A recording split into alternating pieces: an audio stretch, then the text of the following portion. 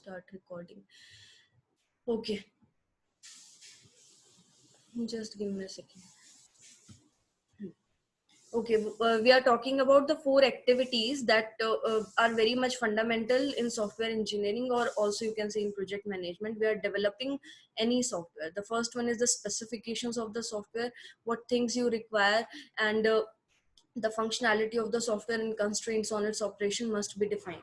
So what basically all the specifications that are required for the software development that are to be specified.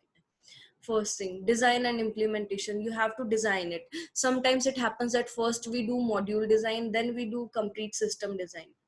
That also happens. So that depends how large the project is. If project is very small, you can just go for the complete project or complete system design, software design, and then just go for the implementation. The software to meet the specification must be produced. So on the basis of specification, it is telling you to design it and then implement it according to the requirements. Then validation, it must be validated. Still students are coming. 46. Okay, the in the last, those students who have entered, I will request you, please, the CR. I think yesterday your class in charge have told you to take snap of the attendance. So please share those roll numbers who have entered in the last, because I have already taken the snap and I will go according to that. Okay. Okay, next one. Validation is the software must be validated to ensure that it does what the customer wants. Basically, it is kind of a testing. You can say the testing phase commonly we use. Okay, you are checking out whether your software, the developed software, is performing according to the requirements or not, according to the stakeholder requirements, you can say. And I want to tell you again, if you have this misconception in your mind that stakeholders are just investors, they are not just investors. Stakeholders are all those people who are involved in the project. They can be the manager, they can be the developer, they can be the tester. Last one is evolution. So evolution is the software must evolve to meet changing customer needs. So it happens in general scenario. In real time scenario, most of the time it happens that after delivering the product, the customer is feeling like, "Hey, this thing is not up to the mark, and this thing to be changed, or this thing to be updated, something to be added, or something to be removed." So your evolution means your software should be that much flexible. Your coding part, your designing part should be that much flexible. That will give you that flexibility, or that will give the stakeholder that flexibility to tell those changes, and you can append them easily without any much complexity. So these things you have to remember for this particular thing. And this complete slide that you're watching over here, it can come as a question in your exam for sure. What is software process, and what are some fundamental activities for development of the software or software engineering, you can say. In that way the question can come. I'm moving to next slide.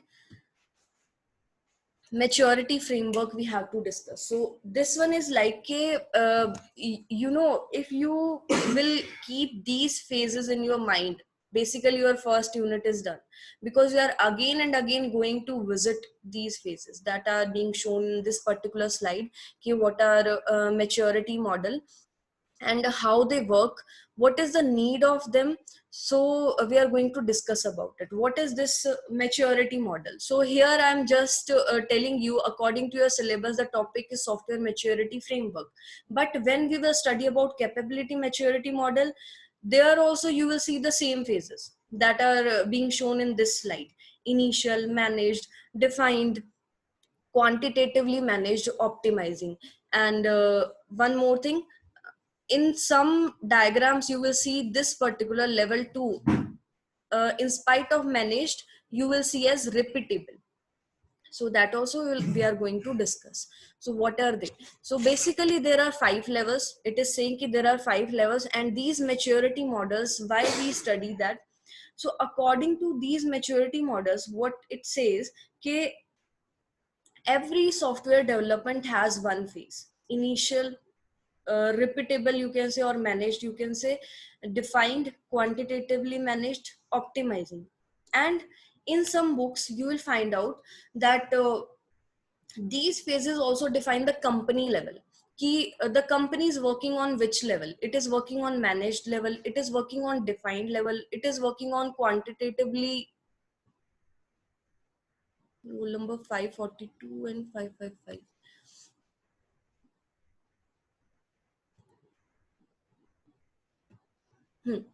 So what is the difference between these levels? It is basically, you can understand it in the way, the growth of human being, from being infant to a mature person. You can understand it in that way. So being infant means we don't know about anything. An infant, the person, the baby, doesn't know anything about the world. Ki what is happening outside, and what is the real scenario outside. They just know ki what is inside the home, and they are just in the learning phase. So nothing is clear to them. So that stage is called as initial stage in software development, or you can say at company level. There are some projects, or there are some things, or you can say, if I'm saying ke, the company is working on some project, but that project in the company is on initial stage. So what is the meaning of that? The meaning of that is ke nothing is clear about that project. Nothing is clear, the requirements are not clear, we don't know how to develop it, who is going to develop it. And reactive means ke again and again crises are happening, and again we have to do some work on it. So it is unpredictable, we don't know what will happen to it, it is poorly controlled, no one is taking care of that. So that is the meaning of initial stage. No one knows about it. Now you must have got some little idea. If I'm talking about the first level as initial level, where nothing is clear, it is like blank for the project, then at second level it will get little mature, at third level it will get more mature, at fourth level it will get more mature, and at fifth level it will get like a yes, now it is optimizing, and somewhat it is like a yes, now we can work on it. But most of the companies follow the level of defined level, level 3, in which most of the things are defined, and most of the things are being documented, and most of the things are clear what to do. And it has been said that level 3, most of the companies, I should not say most of the companies, but nearly 20 to 25% companies follow level 3, and 3 to 10% of companies follow level 2, managed level or repeatable level. So that word also you remember, I will show you that word. It is written over here in the second point, repeatable. Okay. So that I wanted to tell you. I hope you got the idea what are maturity levels and what is maturity framework. So when you see this term, even if in your exam you have not studied, but just you are listening to my class or some another videos you are listening, what is the meaning of maturity? Maturity means the project development is at some particular stage, and the first stage is okay, the project has nothing clear about it, nothing is there, it is poorly managed, it is unpredictable, what will happen to the project we don't know, and again crises are happening. Crisis means failure is happening because of some lack of resources. And resources means resources involve everything, the human resource, technical resource, or your furniture, your complete environment, everything comes under the resource. Okay. So that is maturity framework. And that maturity framework, if any question comes up like you have to write down about capability maturity model of SCI, or capability maturity model of level 5, or capability mature, there are 4 5 levels have been given in your syllabus. Everything will include these phases, these 5 phases. So just I will tell you, just to make these 5 phases stick in your mind for this first unit: initial, repeatable, defined, quantitatively managed, optimizing. If you know the names of these levels, you can make your own answers, and you will surely be able to attempt the question from first unit for sure. Any question, I would say. Now, I will tell you, before moving to the managed level, I will tell you some more points about these maturity models, what you should know. So next thing is like, it is not like a software process model, you can say. It is a kind of a framework which is being utilized to analyze the approach and techniques followed by organization to develop a software product.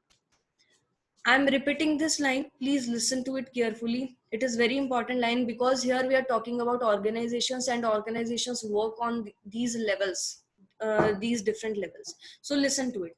It is a framework which is used to analyze the approach and techniques followed by any organization to develop a software product. So it is a kind of analysis being done by organization or being followed by the organization for the development of any software product. This is very important point that you have to remember, that we are talking about organizations over here. Next one, another, it is based on the profound feedback and development practices adopted by the most successful organizations worldwide. So yes, like I told you na, 10 to 20% organization for, they are working on level 3 mostly defined, where most of the things are like yes, they are clear and they are being documented and we can start working on them. So that is level 3 defined. Managed, like it is being written over here, you can see processes characterized for projects and is often reactive. That means some things are clear. I will like to make you understand this thing in a way.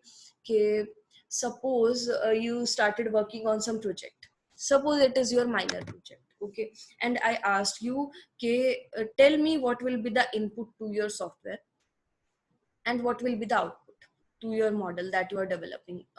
You make flow diagrams in your minor projects for documentation, and you show it in the way this will be the input, this will be the output. So in the input form, I'm giving something. In output form, I will get something as a result. So at initial stage, both input and output is not clear to me. I don't know about it because I have not worked on it.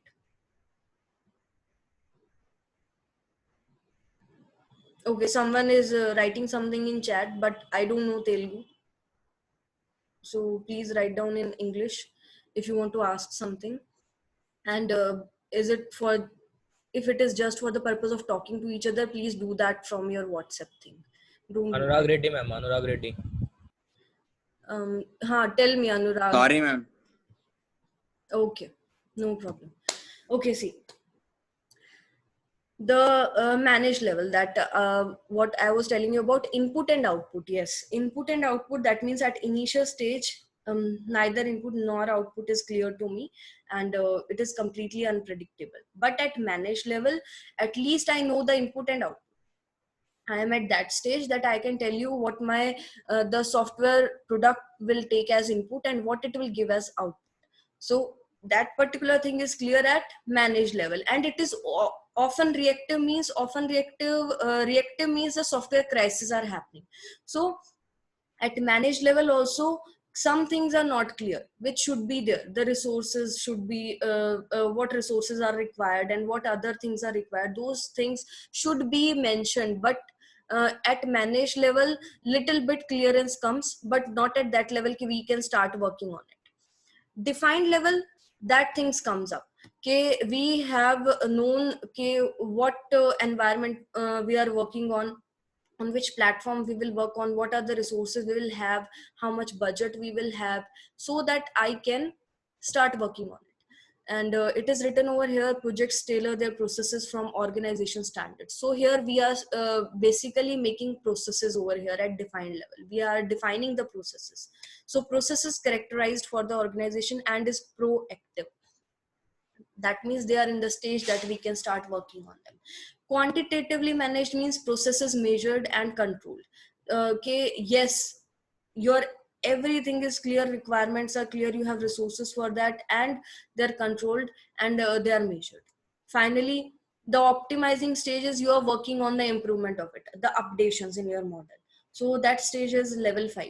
So basically, if some company is working on level 3 defined level, they can definitely go up to level 5, but not necessary.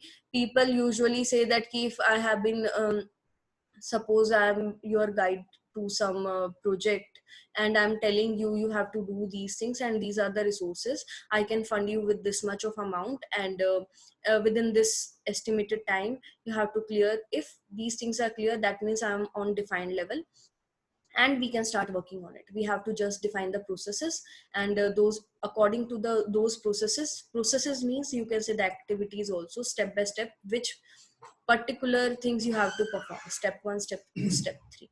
So these things you have to remember. Okay, so I hope these 5 levels now you have understood in a brief way, in a generalized way, okay, what are these, and whenever I will revisit these terms, it will be easy for you to relate now. First is initial level, managed or repeatable, don't forget that word, repeatable. Third one is defined, quantitatively managed, and optimizing. I'm moving to next slide, just go through it once. Initial level, it is just defining what are these levels in a another language, you can say, or in another way, but the things are all same. If you have understood this thing, I'm telling you, you will be able to attempt the answers of first unit. Obviously, while during this complete first unit, I will tell you again and again about these phases, and you will get to know more and more about them, so that it will be stick to your mind. I want this complete diagram to be stick in your mind. Whenever I ask you what is maturity model, capability maturity model, you should directly say to me these 5 phases. That means we are talking about these 5 phases. That's it. Okay. This level, initial level, until the process is under statistical control, orderly progress in process improvements is not possible, must at least achieve rudimentary predictability of schedules and cost. That means, okay, you just focus on these lines. If you have not understood anything else, orderly progress in process improvements is not possible. Things are not clear. Statistical control means the statistics for the project is not clear. Until the process is under statistical control means your requirements, your and other things that are required before starting working on that project is not clear. So you have to be at least on that stage where you are at least your schedule, okay, in how much span of time you will complete, in what how much budget you have for that particular project. At least these things should be there. Next, your repeatable or managed, as you have seen in that particular diagram, the organization has achieved a stable process which is repeatable, with a repeatable level of statistical control, by initiating rigorous project management of commitments, budget, schedule, and changes. So these things are clear, and with these things you can move forward at least. Okay. Third one, organization has defined the process as a basis for consistent implementation and better understanding. At this point, advanced technology can be introduced. So here processes can be defined, your activities can be defined for your software product that you want to develop.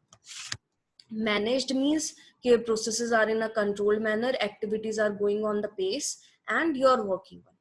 Optimizing means you're working on the improvement for the software project. So managed, what is written over here, the organization has initiated comprehensive process measurements and analysis. This is when the most significant quality improvements begin.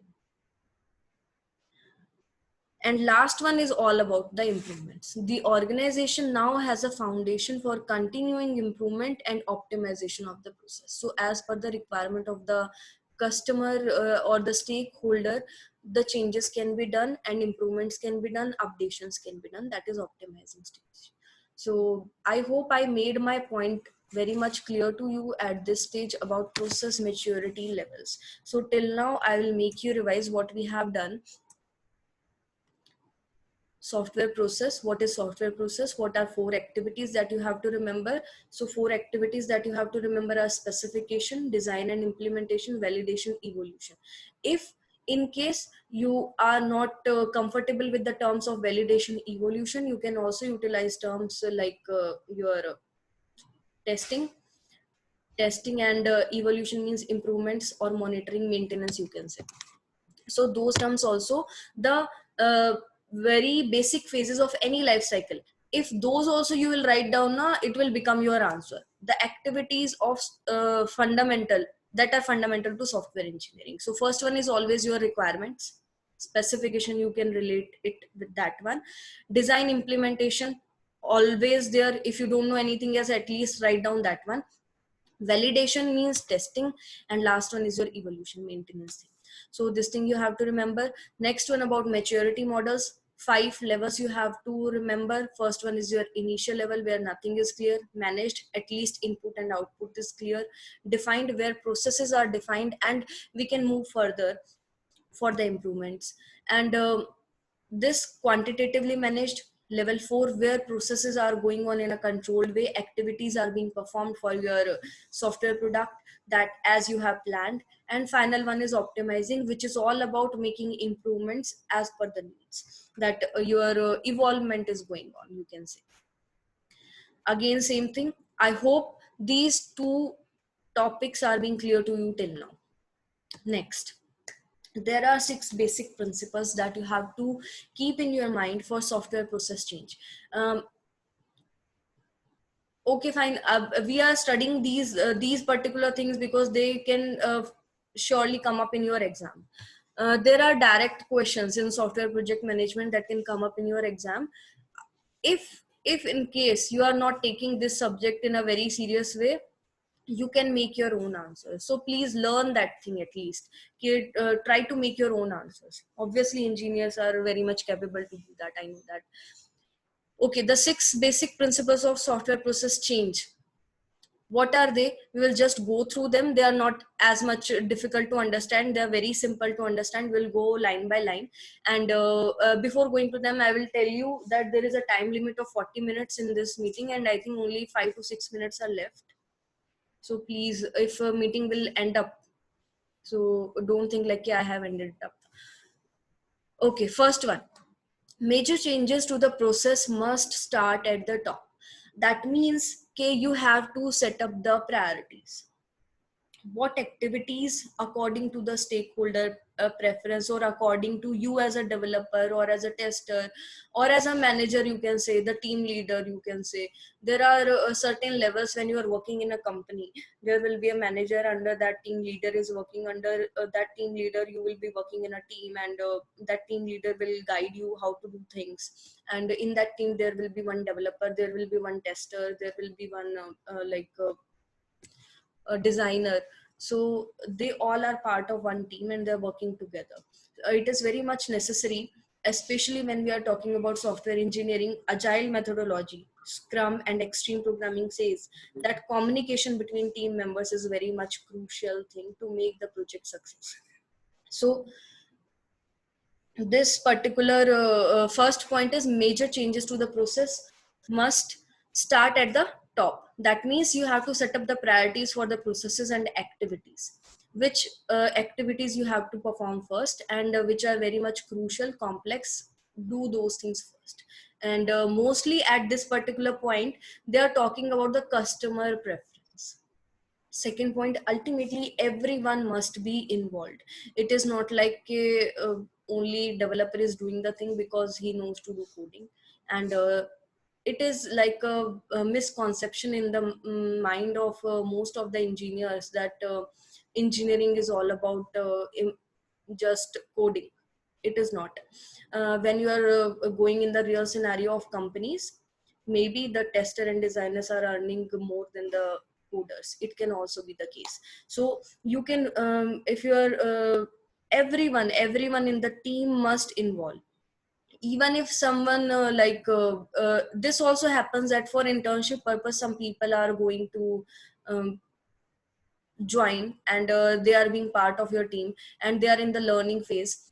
So it is to be said, in theory, in real life most of the time it doesn't happen. It depends, okay, what kind of team you are getting in a real scenario. But the purpose of this second particular line is, okay, you have to involve everyone, you have to talk to everyone, you have to be on the same pace with everyone, so that on later stages the kind of errors that occur, they should be very least.